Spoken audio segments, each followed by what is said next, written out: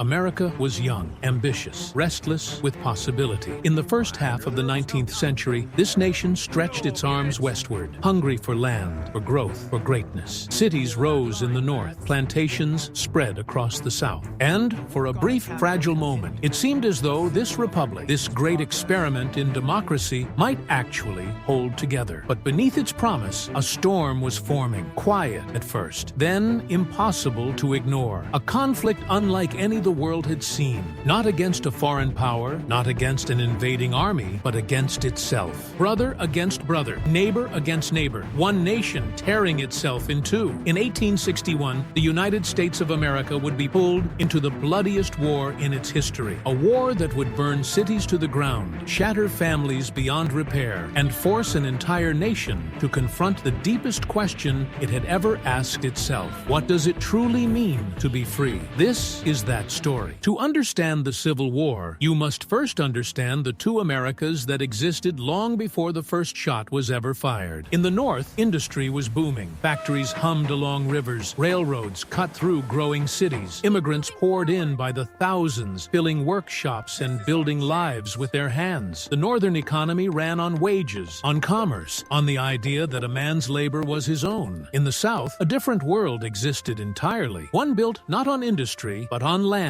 on cotton, on tobacco, and on the forced labor of millions of enslaved African Americans who were bought and sold as property, stripped of every right, every freedom, every shred of human dignity the nation claimed to stand for. These were not simply two different economies. They were two different moral universes. And as America expanded westward, the question became impossible to avoid. Would new territories enter the Union as free states or as slave states? Politicians argued. Newspapers inflamed. Compromises were reached, then broken, then abandoned entirely. In Congress, debates grew so heated that a senator was beaten unconscious on the floor of the chamber itself. The country was not heading toward war. It was already in it, in every speech, every pamphlet, every courthouse and church in America. The guns had simply not yet spoken. Then came the election of 1860. Abraham Lincoln, a lawyer from Illinois, won the presidency on a platform that opposed the expansion of slavery into new territories. He had not called for the immediate abolition of slavery where it already existed, but for the South, his election was enough. It was a signal, clear and unmistakable, that their way of life was under threat. Within months, 7 Southern states had voted to leave the Union. They called themselves the Confederate States of America. They drafted a constitution. They chose a president, and they began to seize federal property within their borders. Lincoln refused to recognize the secession as legal. The Union, he insisted, was permanent. No state had the right to simply walk away. For weeks, the two sides watched each other, tense, waiting. Then, on April 12, 1861, Confederate artillery opened fire on Fort Sumter, a federal garrison sitting in the harbor of Charleston, South Carolina. For 34 hours, shells rained down. The small Union garrison inside held on as long as it could before surrendering. No one died in the bombardment, but the shots had been fired. The line had been crossed, and the United States of America was no longer united. Young men on both sides rushed to enlist. In northern towns and southern cities alike, crowds cheered, flags waved, and boys barely old enough to shave signed their names to enlistment papers. Many believed it would be over in months. Some thought weeks. They were catastrophically wrong. The Civil War was unlike any conflict Americans had ever fought. The weapons were modern, rifles accurate at long range, artillery that could tear through a line of men in seconds. But the tactics were still those of an older era, sending soldiers forward in tight formations directly into enemy fire. The casualties were staggering. At the Battle of Shiloh in April 1862,